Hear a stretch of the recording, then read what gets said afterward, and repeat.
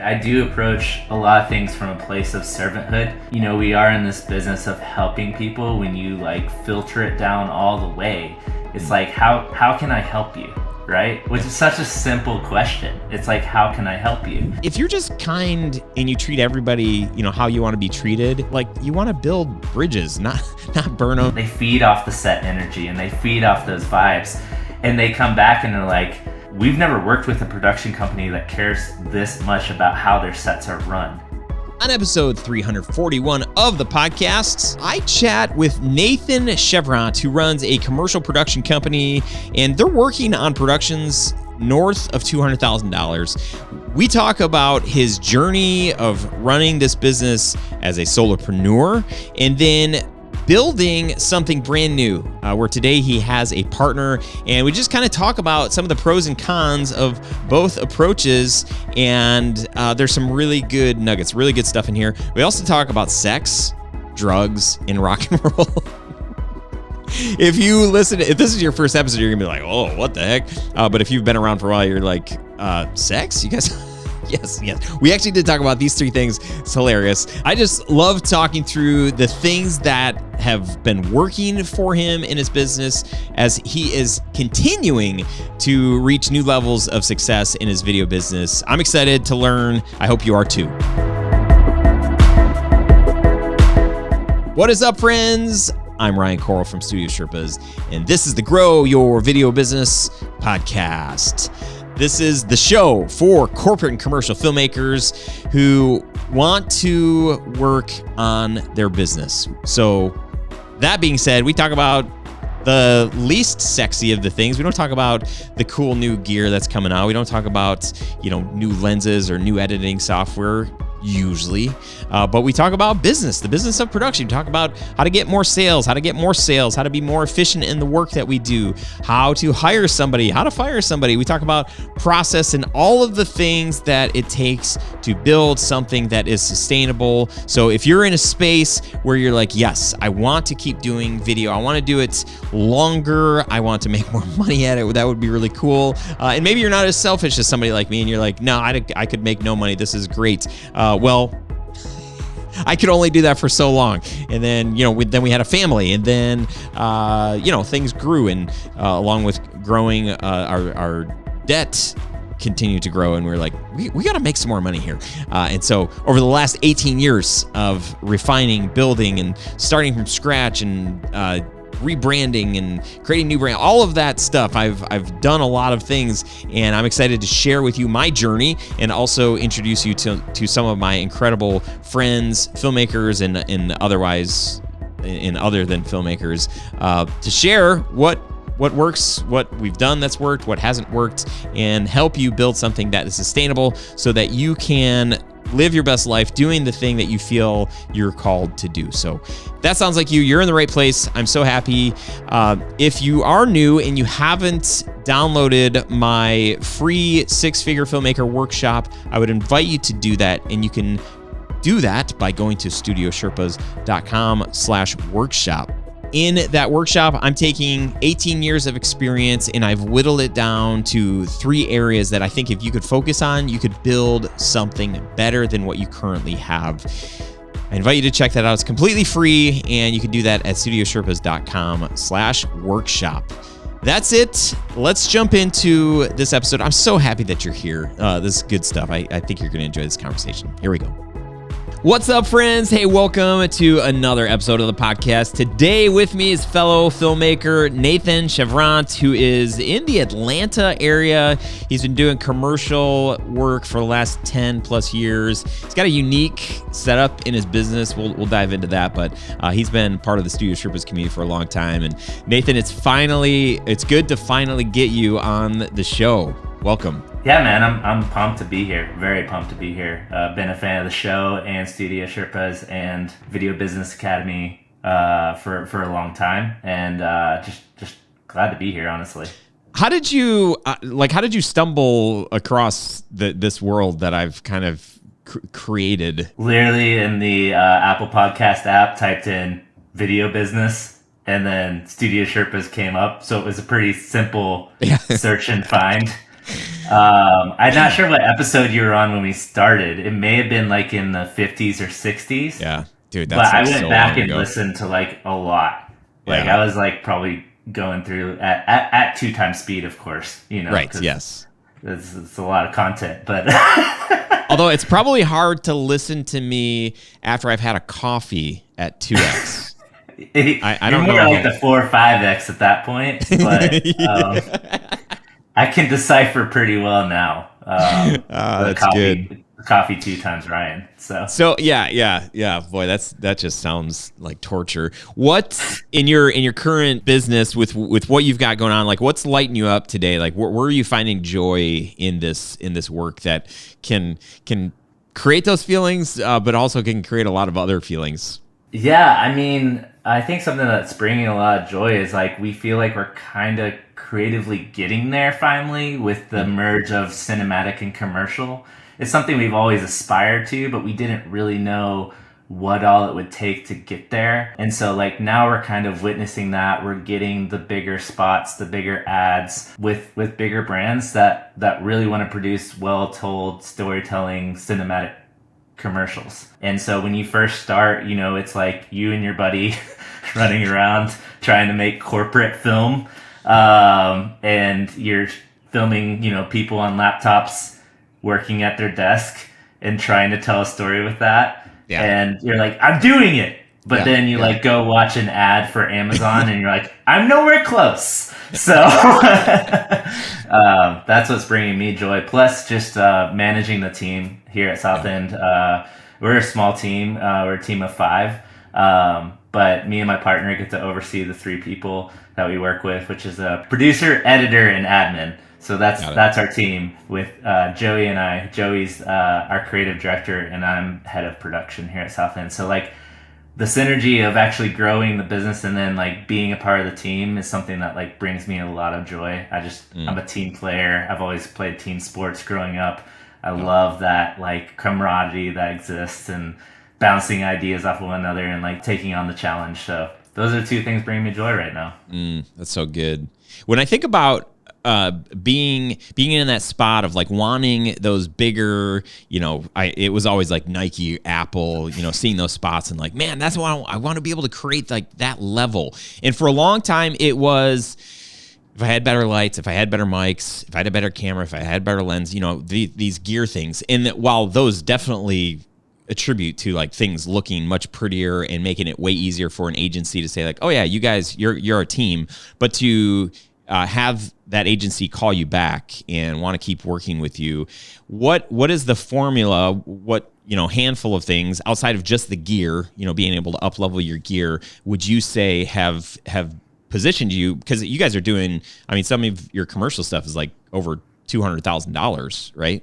Yeah, now it is. I mean, just from where we started, I think the first project we did was for $3,500 for a small architecture firm just down around the corner, and we actually knew the architect who owned the company, right? So it came back to that fundamental thing of relationship and building those relationships. And that's carried through even to today with the $250,000 projects. It comes down to that relationship with that producer or that director at that agency. But they pick you because of the knowledge that you have, because of the experience that you have. And so we didn't have that 5 years ago when we first started, or 6 years ago now. We were just at the base level coming in, like cutting our teeth on commercial film production. So that creative director or that producer looks at your breadth of experience, looks at like, what is this company good at and why should I hire them for this larger project? And they really evaluate that along with the relationship that you hold with that. So the creative director at the project that we're working on now, that's the $250,000, like I've known him since 2015. Oh. So yeah, that breadth and length of relationship. And how I knew him is he was a freelancer at the agency I worked with doing VFX for that agency. So I've maintained that relationship for coming up on 8 years now. And it's just, he's seen the work that we've done. He's seen how we've grown. And, there's a lot of trust established there that's led to bigger and bigger projects. I think about, just that relationship that you have with that guy. He was a freelancer. You guys were just both like grinding. And it just, it's like you should always be a good person. You should always be kind and try to figure out how to serve and help and collaborate. And, how do we create some synergy together? You should always, just no matter, it's just, life is just better when you do that.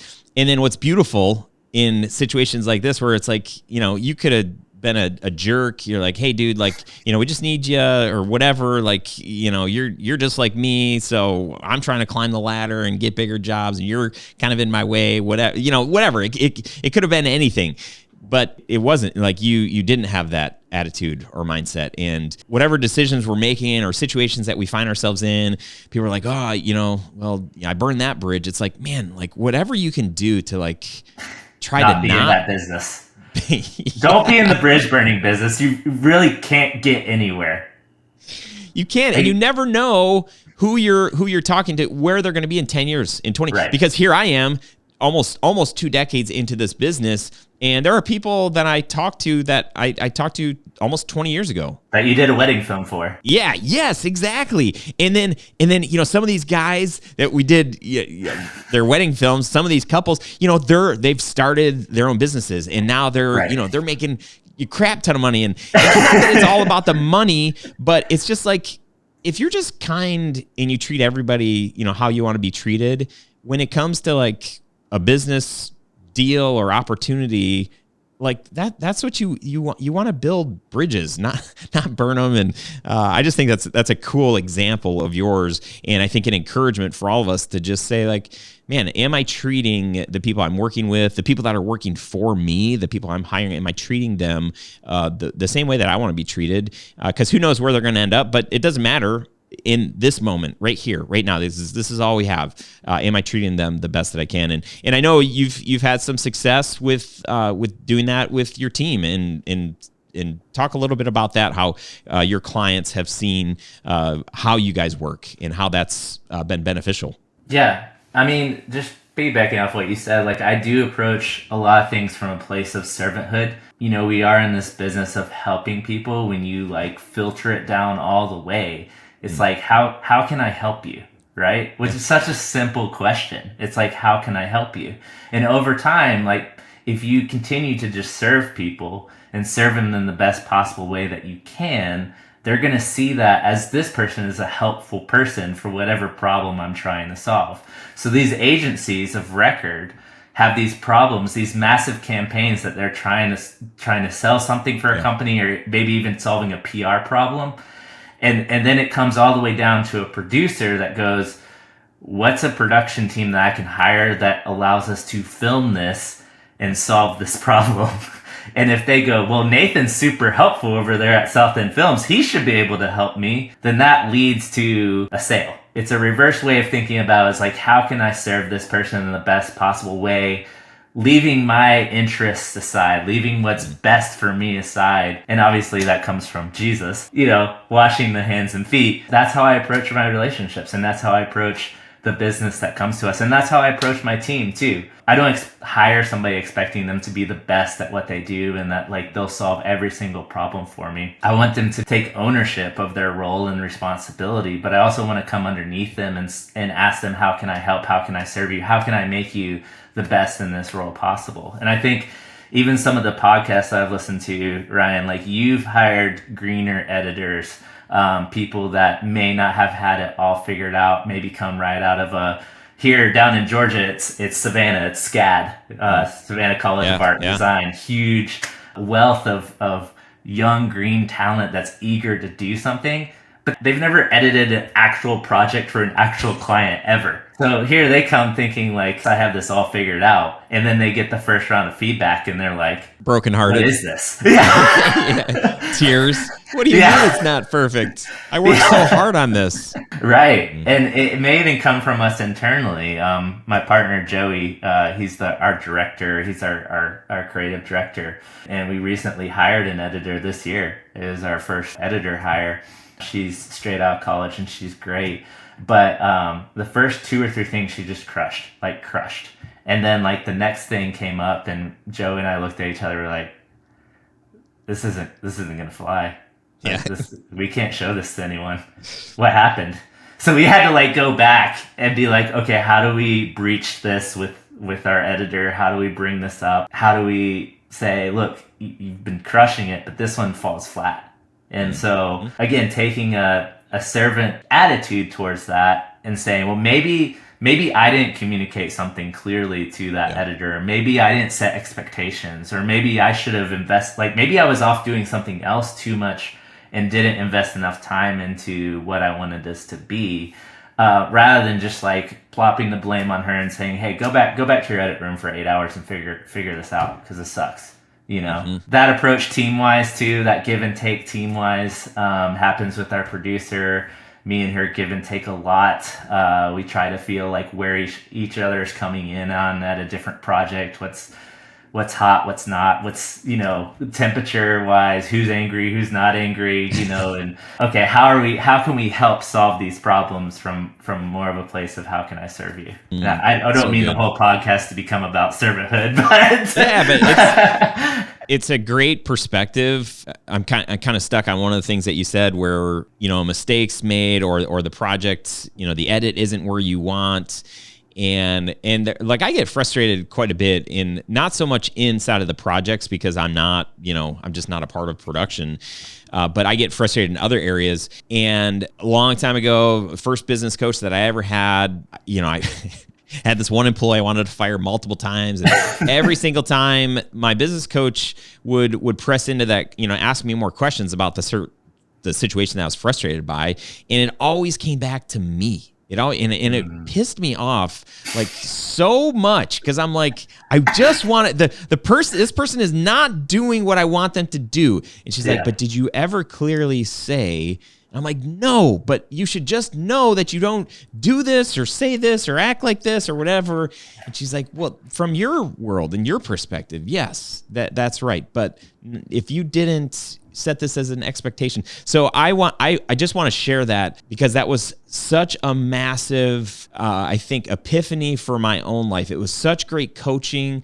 And I would say if there's one thing that really has touched a lot of different parts of like who I am and how I am a good leader today, it's because most of the time, like if somebody makes a big mistake, and hopefully none of my team is listening to this, but if they make a big mistake, like I usually look at myself and I'm like, what didn't I tell them? And where did I mess up? Or where is the process messed up to where they didn't realize this, understand it? Because most people are capable if you give them good, clear direction. Most people are capable. And then even to give them that piece that says, hey, and if you can't do this, then let me know.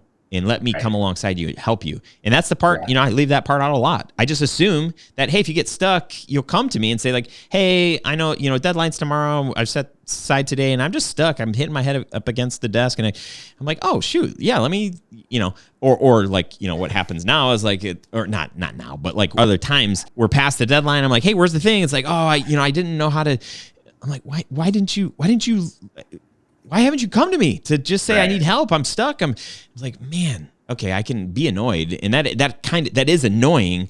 But if I never gave them that tool to say, hey, if you're stuck, please come to me, or please talk to this person. Make sure that you're making an effort. Don't wait until there's no time to fix it or to do it or whatever. So thank you for sharing that idea that, with this editor in particular, but for me, it's in so many areas in my life, in my marriage, there's things I'm like, yeah, I guess I could have explained that better. There's so many directions I want to go from this, honestly. So I'll first talk about my partnership because you bring up marriage. I went 50-50 on this company with my business partner. So I didn't have the option of firing him. So, right, yeah. and the advice I got from my first mentor business coach is that this partnership is like a marriage, but without sex. Solid. And so he's like, you're going to need to put up some guardrails and some rules and some how this relationship is actually going to work for this company to actually make it, And so like Joey, I was like, I like Joey because he's creative. He thinks outside the box. He's always coming up with new ideas, new shows, script writing, all that type of thing. And that was just the the beauty and aesthetic of Joey. But obviously, when you go into a partnership or a marriage, you get to know that person in a way more intimate way. Yep. And so, for me, when I established my company, that feedback that I got from John Larimer, who was my mentor, was like, you're going to have an operating agreement in place that you guys both agree on. Like, these are the terms. This is how the company is split up. This is how the money gets distributed. This is how you guys go on vacation. This is your roles and responsibilities. What happens if one of you dies, which is always a fun thing to talk about. Yeah. And then, Glorious. and then, like, what happens if there is misconduct inside the business, and like, you're like, God, this is like a marriage. I don't know if I want to be married to this person. Yeah, right. But you signed the thing, and you're both making money from it, so you're in it. So that was one direction I wanted to go that you were bringing up. Well, let me just say real quick. It's for anybody who is, well, if you're already in a partnership, you're screwed. Well, whatever. There's nothing, no getting out. I'm just kidding. But if you're thinking about it, the whole marriage concept, I think it's so interesting because, I mean, even though my parents got divorced when I was 12, everybody pretty much in my family, nobody had a good marriage. Like, everybody is divorced. I got so many like half siblings, step siblings. It's just like, it's so messy. I'm sorry. But I still, on TV or had my own ideas of what I thought marriage should be. And there's like, I was closer to that, to understanding what an expectation was. But, we did read a lot of books. We had, marriage mentors, and, we took classes and all these things to help understand and ask the harder questions of like, man, how many times do you think you should have sex? It's like, wait, shoot, I've never, just like all the time, right? No, but like a question like that where it's like, 2 times. We never talk about sex in the show, but so far twice today. But that's just not, I like, oh, okay, this is an awkward conversation. Well, what do you think? And I'm like, oh, that's definitely not what I was thinking. So, but then transition over to business. And right. I never started a business. I knew some people that had businesses, but partnerships, no. I didn't. In understanding what that meant, that's a massive animal. So to have somebody, your friend was a lawyer that was walking you through this, or not friend, but the lawyer you said? Oh, no. He's a mentor of mine. Okay, mentor. He owns his own, he's in his own partnership. They do architecture, roofing, that type of thing. Yeah. Yeah. So we hired a lawyer when Matt and I created Studio Sherpas way back when, and then, Matt exited after 2.5 years or something, but I hired, he was a friend, but also very, very talented lawyer that does like partnership agreements. And we asked a lot of those questions so that if we did come to a spot where we had to exit, and without that guidance, oh my gosh, like just to start a business with somebody that's like, hey, this is cool. Let's do a handshake and we'll just figure it out. Oh my gosh, worst idea ever. No. Please don't do that. And same thing with marriage. Don't just like, hey, it's a great makeout session. Let's just do this. Like it's going to work. Right.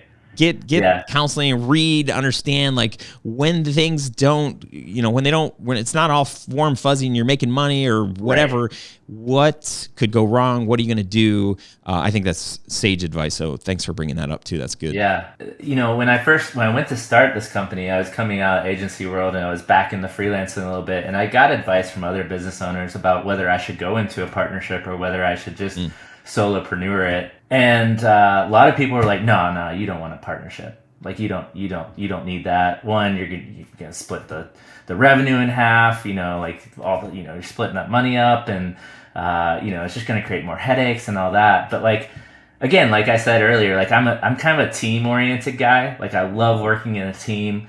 I can't imagine like just like not bouncing ideas off of somebody 24/7, or not having somebody to go to when things get really tough and talk about it and figure it out together.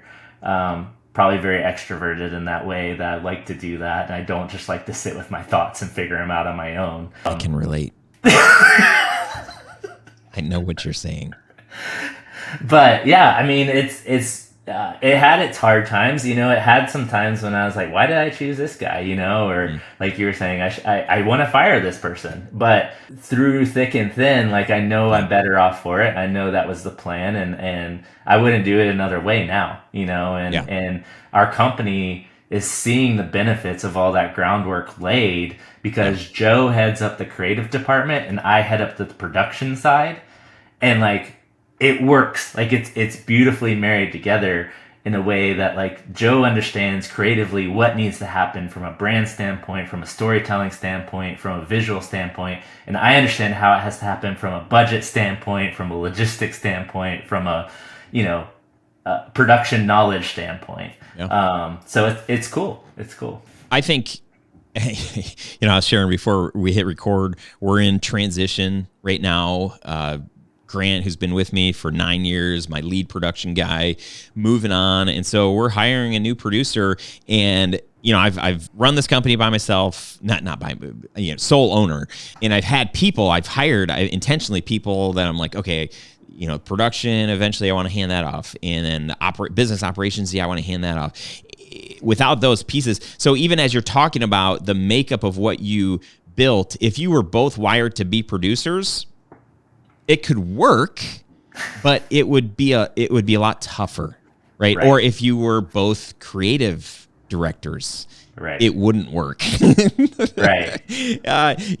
Like you've got to run a business, and if you're just creative and always coming up with these ideas and whatever, but you don't like know how to take the next step forward, that's why creatives pairing with somebody who is more producer mindset, like, man, what a great combination. And then there are some freaks like you did do this work on your own, right? So you've got the producer mindset, and you can also do creative, but you're probably more bent toward producing. And as you think through your own business, you have to ask that question, where am I more like a producer, or am I more like I light up with the creative? Mm-hmm. And if you feel like, man, I'm right in the middle, that it can work. You're going to need some extra support with maybe some admin help. And man, if you had a little bit of creative, you could bounce somebody out, or you had a producer that you could, delegate some of the producers. Like, you just need, I think, to build something that's sustainable. And I'm not talking necessarily full-time employees, but when you get to a spot where you're exhausted, you're frustrated, things aren't growing in the way that you want, that's probably part of it, where you're wearing too many hats and you're doing too many things. And there's a lot of power coming in delegating and letting somebody that's in the creative seat thrive, and somebody that's in the producer seat thrive, instead of just, taking on all of the things. Cause that's just, there are some crazies out there that can do it. And, and that's great. And I was one of them for a little while, but big picture, I'm like, I'm like you. I'm like, I want to be with somebody. I want to bounce ideas off of and kind of build this thing together. Right. Yeah. I think a lot of us start as solopreneurs, or with this passion to film something or make something, and like we're doing it by ourselves. We're doing a wedding film by ourselves, or we're doing a corporate film by ourselves, or a music video by ourselves. And we learn all those tools and things that go into making a good film, right? And so you have all that skill set and that tool bag that you pull from to make a good film, and you kind of start rising up, and then you hit the ceiling, revenue-wise, lifestyle-wise, and you're like, how do I go to that next level? Well, usually it just means taking something off and handing it to somebody else, but that's so hard as a creative, right? It's so hard because you're like, I know how to do this. I spent 10 years of my life learning how to do this, and now I'm just gonna like let somebody else DP this, or I'm gonna let somebody else line produce this, or I'm gonna let somebody else do this. And then you're also kind of like scared that they're gonna do it the wrong way, and it's you're gonna come in over budget because somebody else line produced the project for you and they had no clue how much G&E cost. So but I've made that mistake myself too. But yeah, you just, as a producer, I can speak from this that I know how to DP. Again, I'm not the greatest DP ever. I know how to light something and make it look good. I know how to do signal flow so I could first AC. I know how to project manage so I could project manage. But it's that like base knowledge that allows me to be a good producer and realize these are all the things that go into a good production, right? I don't have to be the one doing all of it. But these are the things that somebody needs to be good at so that you can reach that level that you want to get to. So. Brilliant, man. I think that's so good. It was a long time into the business before I started seeing the difference of somebody who's creative versus somebody that could produce. I remember even hiring my first producer.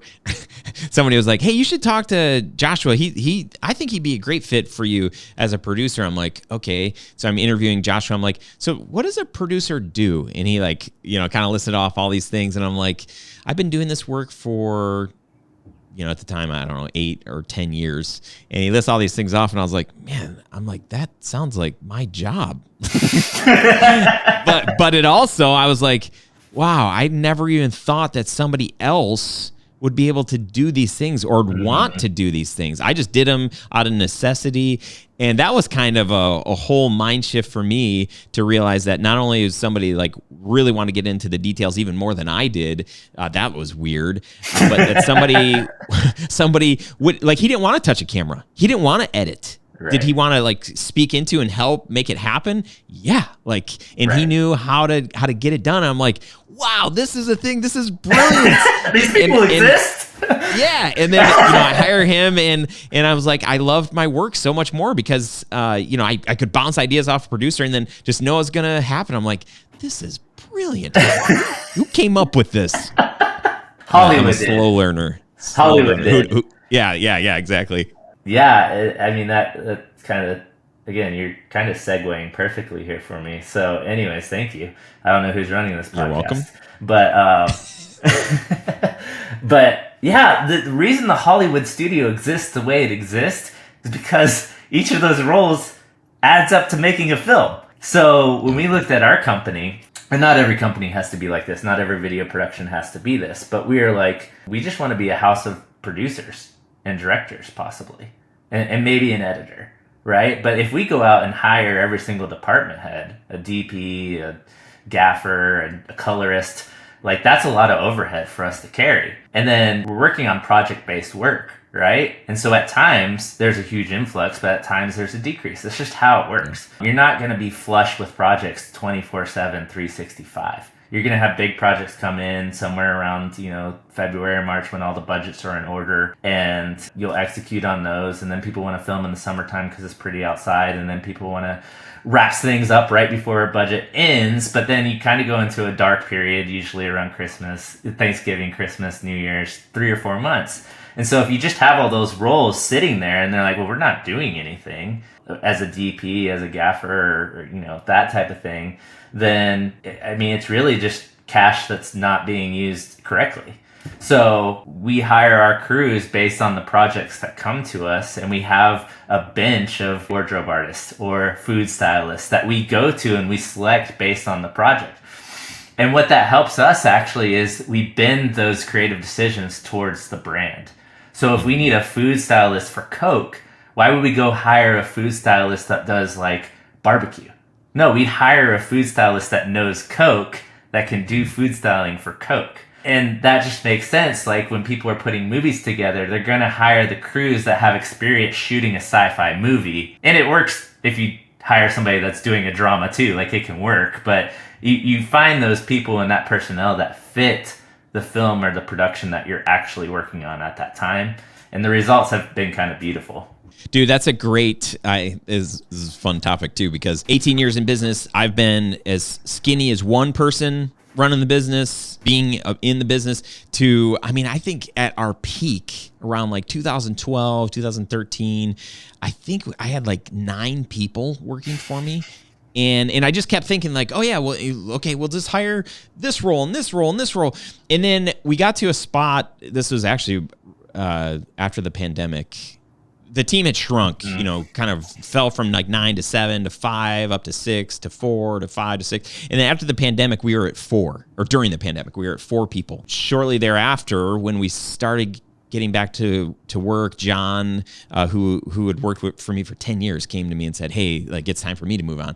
And I'm like, oh, dude, he's our lead creative guy. So he moves on. And then I have to think through, do I want to hire a role that is so specific that, man, we work on some projects that are like, auto, and then other projects it's like law firm video, just like the span of the kinds of projects. And I'm like, some projects we really need a high level creative and other ones we don't. Right. So are we going to pay like a high level creative director that we only need like 20% of the time. Sure, he or she can speak into all the projects, but we're going to pay this high of a rate to have them speaking into like a very simple, day in the life video. Like, man. So that was an epiphany. Are they even going to be happy working on that project too? Like if it's a lawyer talking head video that you just have to capture, like they don't want to do that. No, they want to do the storytelling lifestyle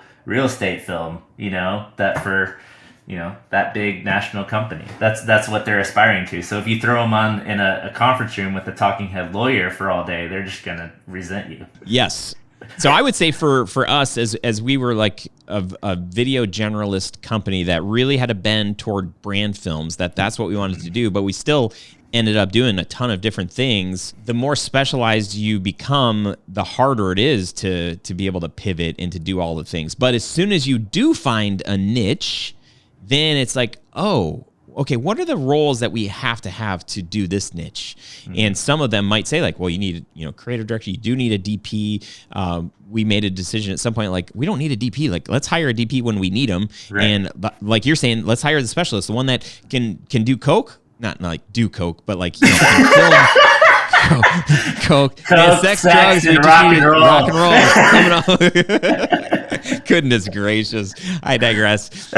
So to be able to hire the specialized DP for whatever project, because here in Detroit area, and I've got a thick network of filmmakers all over, so that just makes sense. I guess my challenge to us all is to think through what kind of projects are you doing. If you're doing a little bit of everything, then you kind of need a little bit of everything, unless you just want to be super skinny and say, I need a producer who can find the right team. Mm-hmm. But if you were like us for a long time, it was like, we really want to have a team that's ready to be able to hop on anything, and we need to be versatile. So coming from the wedding world, transitioning into corporate, we can do anything. We can shoot inside, outside. We can get audio, when it's windy, and, we just know how to do all the lighting. We're ready for whatever.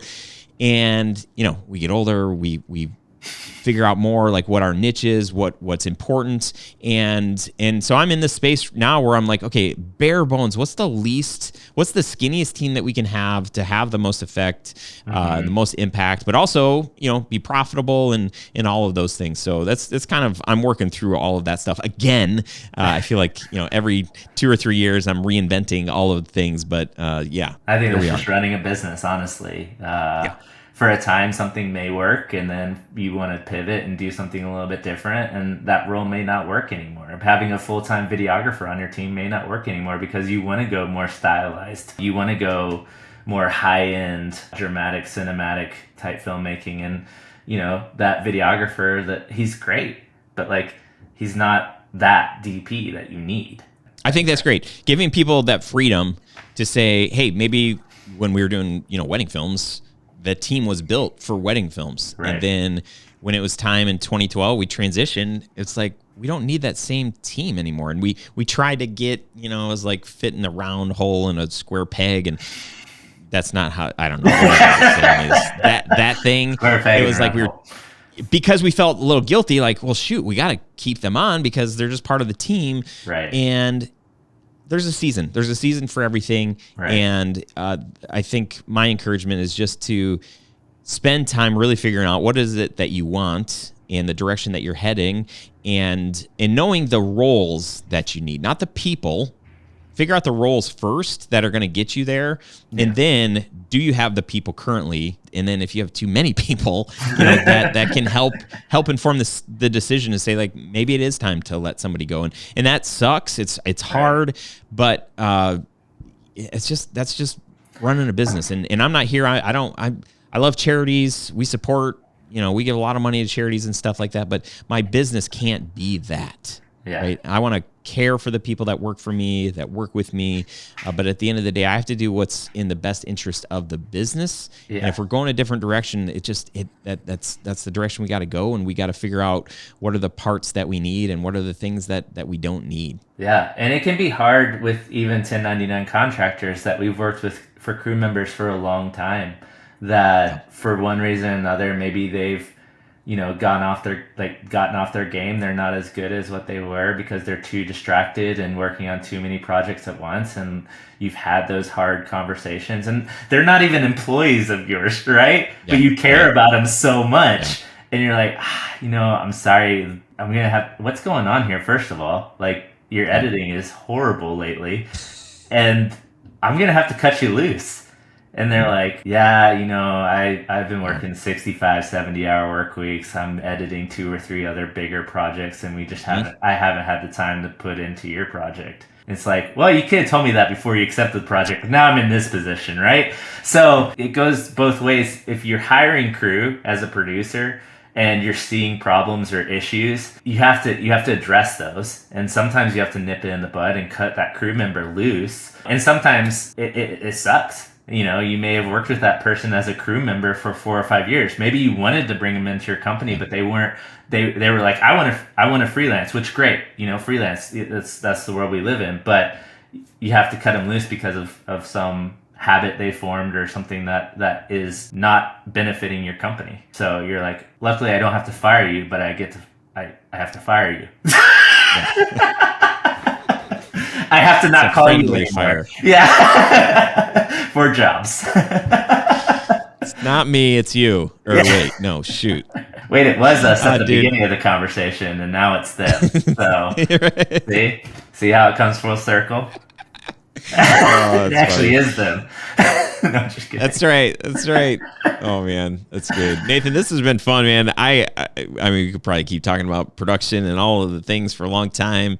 What am I leaving out here? What haven't I asked you, or what else you want to share before we wrap up? Yeah, I mean, I know as business owners, we're always looking to find that next project or find that next sale, or grow that business. And the one thing I did kind of want to come to this conversation with is that we found that the better run sets that we have actually leads to more business. And that comes with a lot of transparency and, like we talked about, serving, and it comes to also hiring the correct crew for these sets. So as your business is growing, as you get out of that, it's not just me and a sound guy anymore, or me and a director and a sound guy and a gaffer. Maybe now you have 3 or 4 different departments. You have a wardrobe department, you have a sound department, you have a styling department or a props department. Those crew members create the environments and the feels and the vibes that exist on your sets.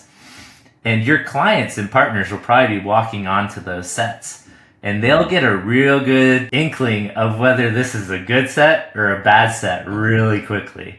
And so as producers at South End, like, we want to run the best possible sets that we possibly can, from an efficiency standpoint, from a accountability standpoint, behavior standpoint, and then obviously like a creative standpoint. Like, we want it to be the best creative, and we want to give time and resources to the creative to do the best job they can. But what we've noticed is our partners, we call our clients partners, notice those things, and they feed off of it. They feed off the set energy, and they feed off those vibes, and they come back and they're like, we've never worked with a production company that cares this much about how their sets are run, or fix that much stuff in pre-production so that production isn't a cluster, And you guys paid attention so much to the pre-production and who was on your set and what they were doing that we wouldn't want to work with any other production company.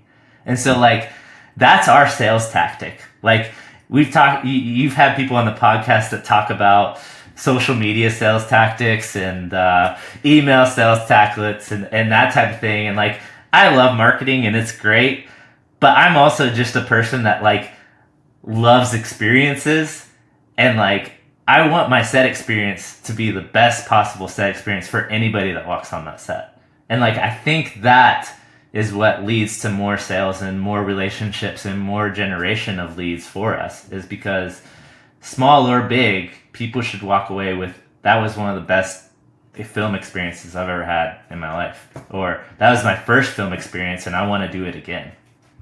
Dude, that's a great way for us to end this episode. I couldn't agree with you more. We've gotten those compliments before. And I've also been on sets before that weren't our sets, and I'm like, oh my gosh, why does anybody want to be here? This is like But also like, wow, the final product it's amazing. It's beautiful. Really? It's power. It probably is generating tons and tons and tons of sales and whatever. But I'm like, I don't want to be a part of that world. Right. And I want to create a space where people do feel like, man, that was amazing. I feel lighter. I was stressed out coming into this because there was a lot on the line. But man, the production company, they just they're the best. Yeah. You know, I want to be around them. One quick story to end on. We had a creative director please. actually out of Michigan. Do you know Daniel Bryan Agency? Yeah. Yeah, DBA. So we had a creative director that basically said he had never had a good time on set. Like literally he told us that. Like, I've never had a good time on set. So our main goal of that production was to have him to say that he had a good time on set. And in the end, he actually said it. So, oh, man. Yeah. So, you know. Well done. Testament to if you try really hard at something, you can probably do it. So. And that's the thing, you know, all those other things, those tactics, social media, email marketing, all of those things, they only work if you do create that. Because at the end of the day, we're trying to, with all of those things, we're trying to get people to hire us. They hire us. And if it's a crappy experience, then guess what? They're not going to hire us again. So then we need to go back to social, keep pushing harder, keep trying to find that next client. And the best way to run a business is to keep getting hired by the people who you're serving and doing well for. And then also their friends that are like, oh my gosh, like working with these guys, it was easy. It was actually enjoyable. Like, wow, who'd have thought? So anyway, Nathan, how can people check out the work that you guys are doing and see all of your amazing social media and, you know,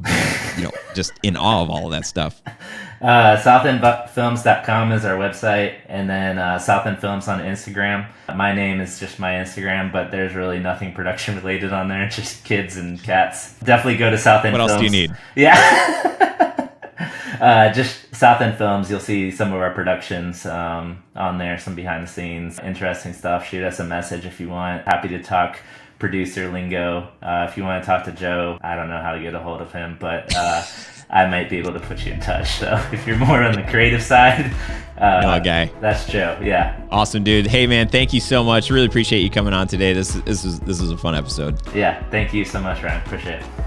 Okay, friends, if you want the links to the things that we talk about in this show, or you just want to recap, you can get the show notes at studiosherpas.com/339. All the things that are important are going to be in those show notes. If you're watching this and you connected with something on this episode, or you just want to give some feedback, please leave a comment. You can do that on YouTube, Facebook, wherever you're watching this. You can also send me an email message or a snail mail message. You could send me one of those two. But my email is ryan@studiosherpas.com. And always, I know you're probably driving or you're jogging or you're just doing something. But if you just feel compelled and you're like, I really want to leave a review on this show. We have over 100 5-star reviews, and it's always fun when you leave a review. Like, your review lives forever, and I usually read those reviews on this show. So wow, wouldn't it be so cool to get your name and your review read on this show? I do love reading those. I feel like it's the next closest thing to getting a heartfelt email or a heartfelt card in the mail. Those are really cool too. But anyway, I digress. So glad you're here. You can follow along at Grow Your Video Business on Instagram and YouTube and those places. I'm also at Ryan Coral. And if you need anything, reach out. You can, like I said, email me, ryan@studiosherpas.com. And if you're looking to connect deeper, we've got a free Facebook group at studiosherpas.com/community. And we also have an in-person event that's coming in October. So mark your calendars for October 1st through the 4th. It's called the Onward Summit. You can learn more about it if you go to our website, all of that stuff. So appreciate you so much, and I will see you on next week's episode. Bye for now.